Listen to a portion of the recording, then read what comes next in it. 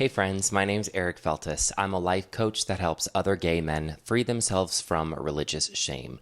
But I haven't always been this way.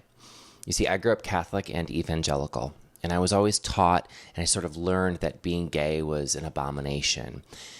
In my home, it was never talked about, but at church, at the pulpit, it was talked about as a sin. I'm sure many of us can relate to that. And so I spent many nights crying myself to sleep, wishing that I was different. I remember the verse in the Bible where God says that you may be transformed by the renewal of your mind. So I believed that. I believed that God could do miracles. I believed that if I prayed hard enough, I could change. And I believed that homosexuality was an abomination. When we put all of that together, it leads us to think that we can change if we are good enough, if we pray enough, if we get good grades, if we do the right thing, whatever that means. Obviously, in hindsight, we know that that's not how it works. But because of that, and because nothing changed, I felt like it was my fault, like something was wrong with me.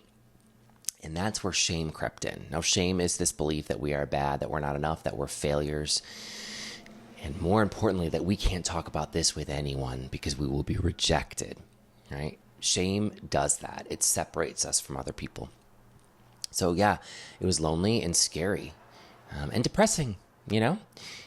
Through years and years and years, I'll say this also, after I came out when I was 25, I was engaged to a woman. I can't believe I just glossed over that. I was engaged to a woman because I was so hard bent on living this straight and narrow life.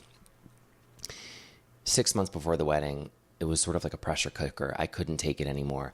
I came out of the closet. I realized that I was sort of living this double life, and it wasn't good or healthy or helpful for anyone. Not for me, definitely not for my fiance.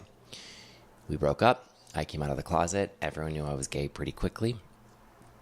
And then I found an affirming church in Chicago. It's called Urban Village Church.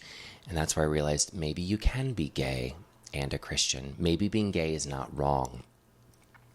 Well, it didn't switch like a light switch. It took a long time, a lot of work, a supportive community. Over time, I got to where I'm at, where I fully love and embrace who I am.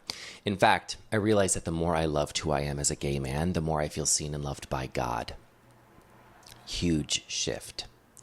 This is all sort of the driving force behind what I do, what my mission is as a life coach that helps gay men free themselves from religious shame, because I never want another child or adult to go to bed at night crying themselves to sleep thinking that they are sinful or wrong. And this brings me back to that verse, be transformed by the renewal of your mind. No, God did not change me and make me straight. Thank God. Honestly, and I'm not kidding when I say this, if I could take a pill to be straight, I wouldn't, because I love it so much. But how I was transformed was miraculous. No, God did not make me straight, but God transformed me to help me to see how beautiful queerness is and recognize that this queerness is a gift from God to be celebrated, not a burden to be tolerated. That is the driving force behind what I do, because I never want anyone to go to bed thinking that they're anything less than beautiful in the eyes of God. If you're listening to this and if you're struggling, you're not alone. There's a community of people who love you as you are, and I'm one of them. So just know that who you are is beautiful and that you were made in the image and likeness of God as well.